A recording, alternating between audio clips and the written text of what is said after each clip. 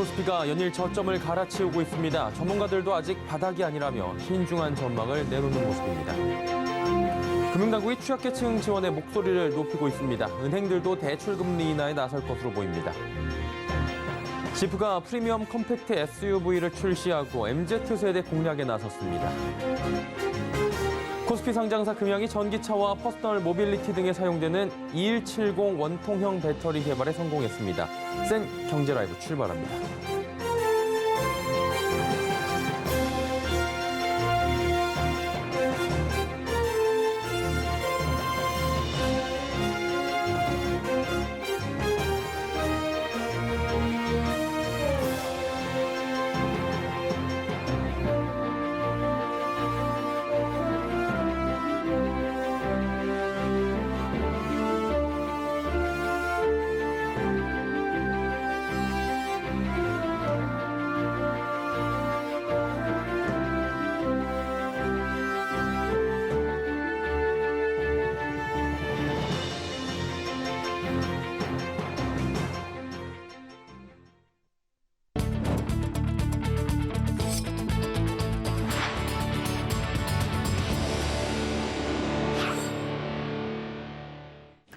시청자 여러분 안녕하십니까? 센 경제라이브 서정덕입니다. 글로벌 경기 침체 우려가 심화되며 국내 증시 역시 연일 저점을 낮추고 있습니다. 이에 증시 전문가들은 바닥 예측이 아직 어렵다며 신중론을 꺼내 들었는데요. 성다균 기자입니다. 코스피가 6월 들어 15거래일 중 3거래일을 제외하고 전부 하락했습니다. 23일 한국거래소에 따르면 코스피는 이달 13.83% 내리며 연일 저점을 갈아치우고 있습니다. 주가가 지속적으로 하락하는 상황 속 개인 투자자들은 저가 매수에 나서고 있습니다. 개인 투자자는 이달 들어 지난 3일 하루를 제외하고 4조 원 가까이 순매수했습니다. 하지만 증시 전문가들은 아직 바닥 예측이 어려울 수 있다며 신중론을 꺼내들었습니다. 지난 22일 제롬 파월 미국 연방준비제도 의장이 지속적인 금리 인상이 적절하다며 공격적 긴축으로 인한 경기 침체 가능성이 있다고 인정했기 때문입니다. 연방공개시장위원회의 고강도 금리 인상 기조가 이어질 전망에 증시의 추가 하락이 예상되는 상황에서 시장은 연준이 오는 7월에도 기준금리를 75bp 인상할 것으로 내다보고 있습니다.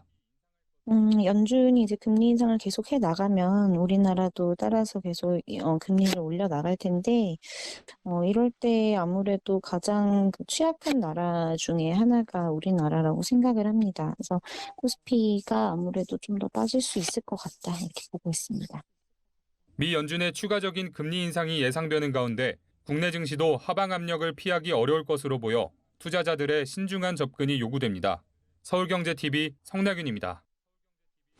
공산품과 서비스 가격 상승의 영향으로 5월 생산자 물가 지수가 또다시 사상 최고치를 갈아치웠습니다. 한국은행이 발표한 5월 생산자 물가 지수는 126.62포인트로 한 달 전보다 0.5%나 올랐습니다. 지난 4월 1.1%에 비해 상승폭은 다소 줄어들었지만 5달 연속으로 오름세를 이어간 겁니다.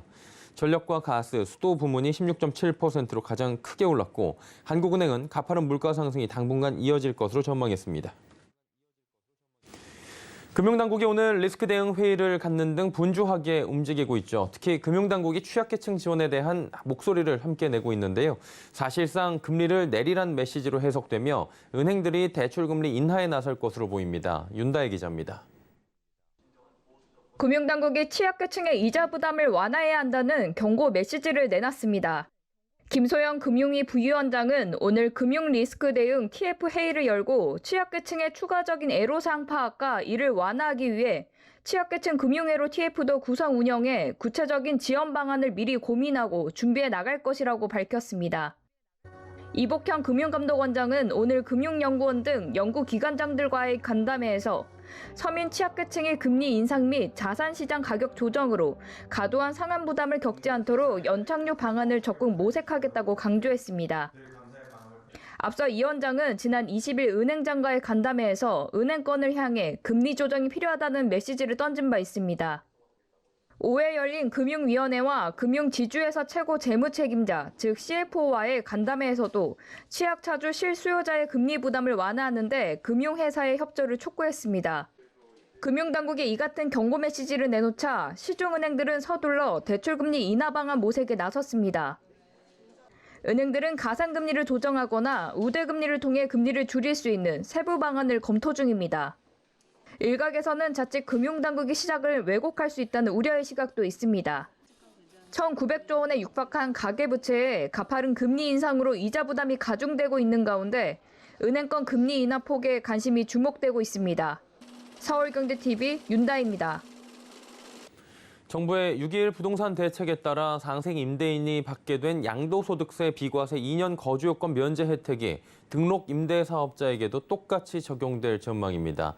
자, 그런데 상생 임대인과 임대사업자의 목적이 달라 혜택 대상만 넓어질 뿐 임대차 시장 안정화 효과는 적을 것이란 전망이 나오는데요. 이지영 기자입니다. 정부가 주택 등록 임대사업자에게도 상생 임대인의 혜택을 준다는 방침입니다. 앞서 정부는 임대료를 5% 이내로 올린 집주인, 이른바 상생 임대인에게 양도세 비과세 혜택을 주는 실거주 요건을 면제해주기로 했습니다. 여기에 더해 등록 임대사업자에게도 2년 동안 실거주를 해야 하는 요건을 면제해준다는 겁니다. 등록 임대사업자는 상생 임대인 제도와 관계없이 임대 의무 기간 동안 임대료 증액이 5% 이내로 제한되는 등 공적 의무를 이행해야 합니다.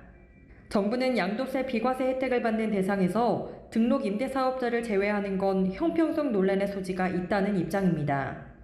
이에 따라 등록 임대사업자가 작년 12월 20일부터 2024년 12월 31일까지를 기한으로 체결한 계약에서 임대료를 5% 이내로 증액하면 임대 의무 기간이 끝난 뒤 1주택 상태에서 주택을 매도할 경우 2년 거주 없이 양도세 비과세 혜택을 받을 수 있게 됩니다. 하지만 업계에선 상생 임대인과 임대사업자를 같게 보는 건 무리가 있다고 지적합니다. 지금 상생 임대인하고 임대사업자하고는 서로의 역할이 다르다고 보여지거든요. 그러면은 그 역할 부여에 맞는 혜택을 주는 게 맞다라고 생각을 하고요. 정부가 실거주 요건을 면제해주는 이유는 집주인들이 양도세 비과세를 받기 위해 세입자들을 내보내는 일을 막기 위해서입니다. 하지만 임대사업자의 경우 애초 시세 차익보다는 임대소득 자체를 목적으로 하는 경우가 많아 이들에게 실거주 요건을 면제해준다 한들 정부의 정책 취지를 달성하는 데 별반 도움이 되지 않을 거란 분석입니다. 서울경제TV 이지영입니다. 운전 중에 심정지가 오거나 위급 상황이 발생했을 때 스스로 응급실을 찾아가는 자동차가 있다면 얼마나 좋을까요? 운전자의 생명도 구할 수 있고 2차 사고도 함께 예방할 수 있을 텐데요. 현대모비스가 운전자의 생체 신호를 분석하는 스마트 제어기를 세계 최초로 개발해 눈길을 끌고 있다고 합니다. 서지은 기자입니다. 운전자가 스티어링 휠에 손을 대자 심전도 센서가 스트레스를 감지합니다. 계기판에 하트 모양의 심박수로 표시됩니다. 시트에 적용된 LED를 통해 좌회전과 우회전, 속도감을 인지하게 해줘 탑승객의 멀미를 줄여주기도 합니다.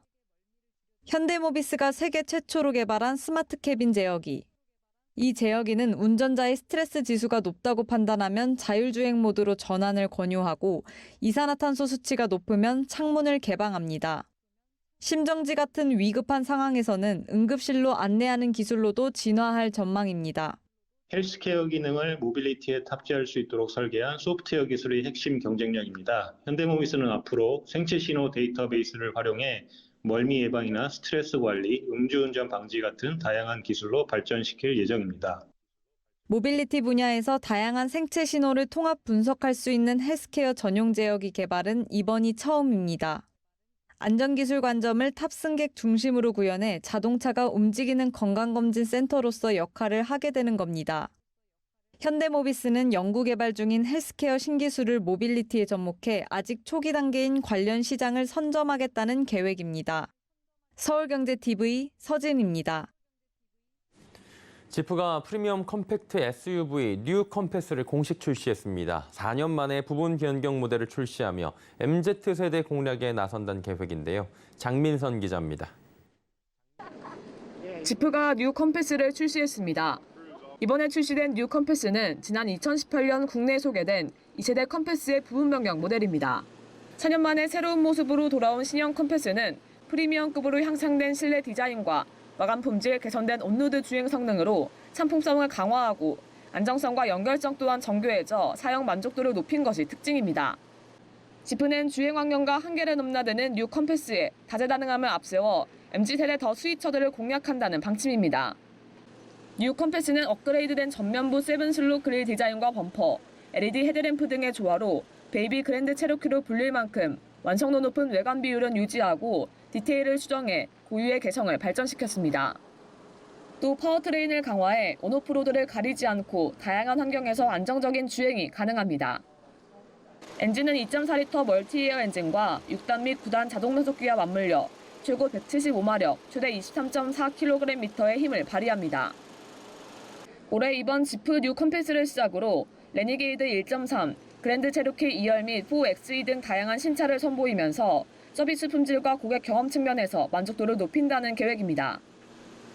Online annual media conference, we have very big plans for the Korean market, not only with regards to Jeep and continuing the momentum that we built last year with joining the 10K club, rejoining the 10K club, but also with Peugeot and DS. As we announced, we have 9 new models to launch this year. 또 스텔란티스의 글로벌 스탠다드를 엄격히 적용함으로써 한국 소비자들의 기대를 충족하고 브랜드 충성도를 높이기 위해 다양한 마케팅 활동도 진행한다는 계획입니다. 서울경제TV 장민선입니다.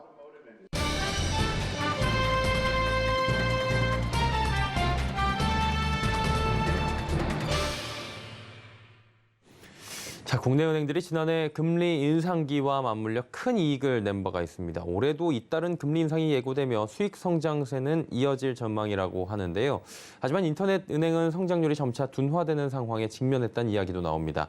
자, 이유가 무엇인지 짚어보도록 하죠. 금융부의 김미현 기자 자리에 함께합니다. 어서 오세요. 안녕하세요. 네, 인터넷 은행들 성장성이 굉장히 좋았다고 하는데 아닌가 봐요. 요즘에 상황이 어떻습니까? 네, 예전과는 많이 달라진 것 같습니다. 네. 성장률이 평균 10%에 달했던 인터넷 은행들은 고성장세가 잠시 주춤한 상황입니다. 예. 최근엔 1%에서 2% 내외의 분기 대출 성장률을 유지하는 시중은행과 그 갭이 점차 줄어드는 추세인데요.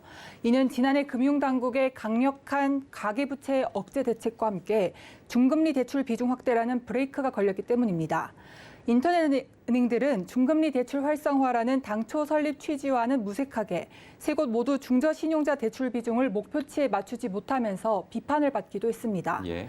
그래서 금융당국은 지난해 5월 이들을 대상으로 중저신용자 대상 신용대출 비중을 늘릴 것을 권고했는데요.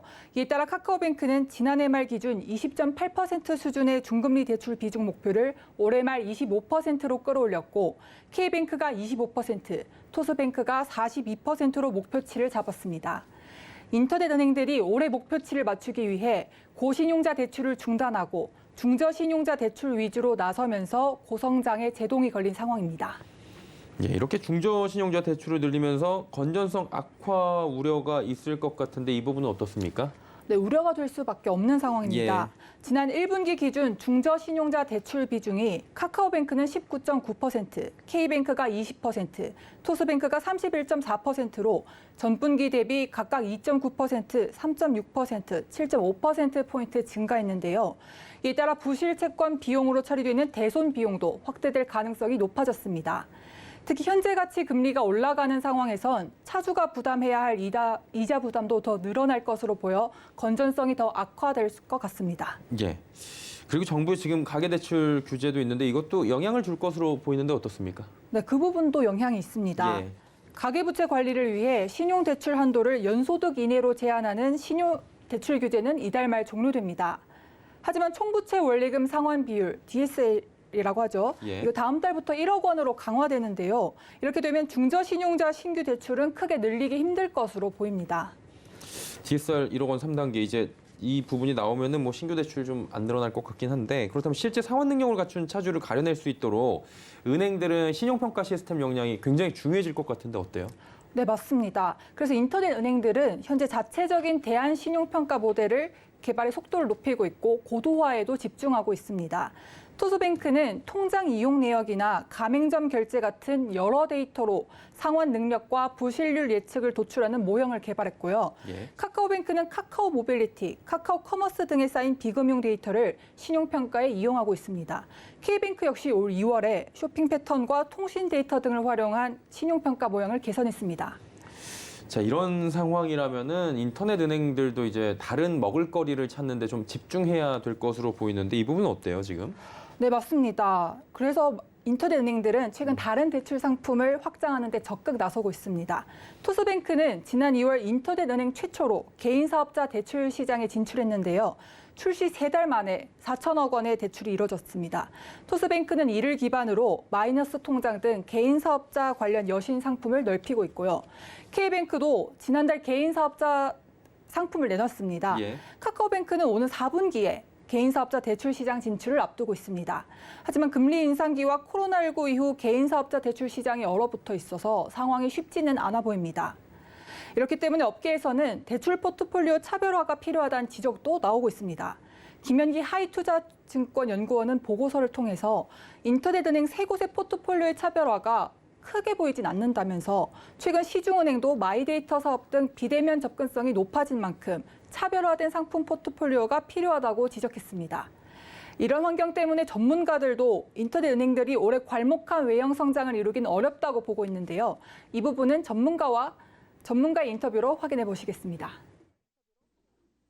올해는 이제 아무래도 대출이 부실화되고 하니까 보수적으로 경영을 해야 되기 때문에 규모만 커지는 경쟁을 하기보다는 자산의 건전성을 높이는 방향으로 가야 될 것이기 때문에 성장성 자체는 그렇게 괄목할 만하다고 보기는 어렵겠죠. 예, 새로운 돌파구를 찾아야 할 것 같네요. 인터넷 은행 관련 지금 성장성 짚어봤습니다. 금융부의 김미현 기자였습니다. 고맙습니다. 맞습니다.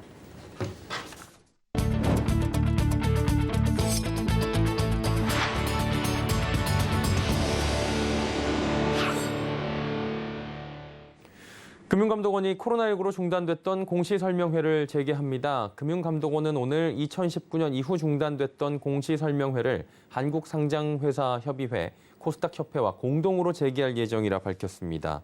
금융감독원은 공시설명회를 통해 기업 공시 제도에 대한 공시 담당자의 이해를 높이고 자본시장법 위반을 예방한다는 방침입니다. 유가증권 시장 기업은 오는 7월 13일, 코스닥 시장 기업은 같은 달 15일로 각각 예정돼 있고 신청은 각 협회 홈페이지를 통해 가능합니다. 오늘 코스닥 시장에 새롭게 상장한 위니아이드가 부진한 성적표를 거둬들였습니다. 위니아이드는 공모가 16,200원보다 낮은 14,600원의 시초가를 형성했습니다. 개장 이후 하락세를 보이며 시초가 대비 마이너스 24.66% 내린 11,000원의 장을 마감했습니다. 위니아이드는 이달 초 진행한 기관 수요 예측에서 955대 1의 경쟁률을 기록하며 최종 공모가를 희망 밴드 상단인 16,200원에 확정한 바 있습니다.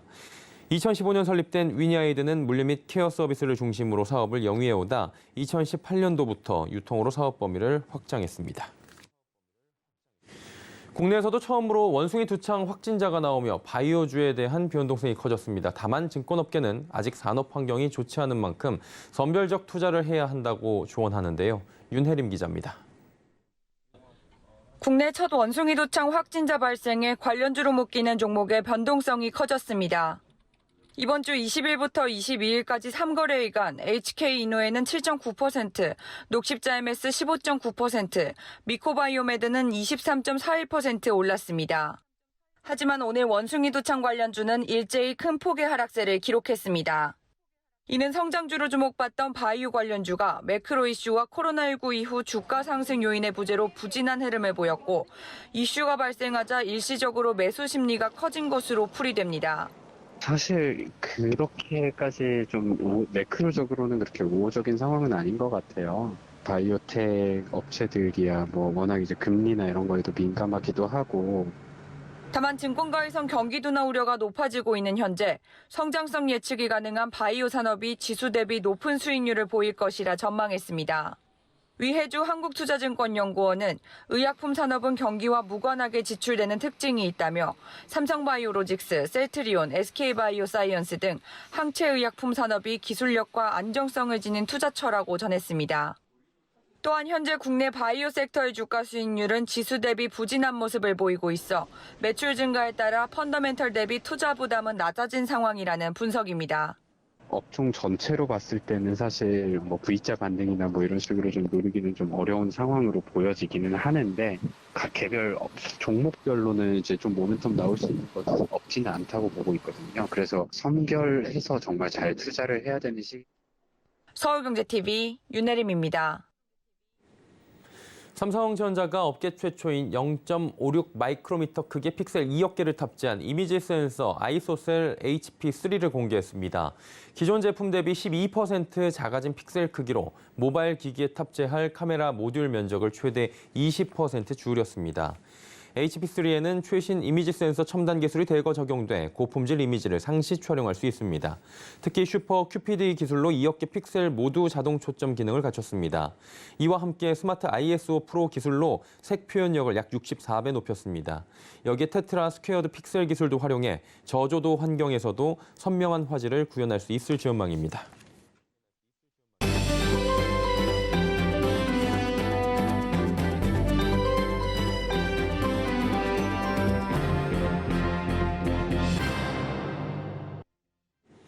코스피 상장사 금양이 2170 원통형 배터리 개발 성공이란 쾌거를 이뤘습니다. 이를 기반으로 전동공구와 퍼스널 모빌리티 배터리 시장의 게임 체인저로 자리매김한다는 포부인데요. 연매출 7천억 원 달성을 목표로 하고 있다고 합니다. 김혜영 기자의 단독 보도입니다. 금양이 2170 원통형 배터리 개발에 성공했습니다. 이는 삼성 SDI, LG 에너지 솔루션에 이어 국내 세 번째입니다. 개발에 나선 지 2년 6개월 만에 결실을 맺은 겁니다.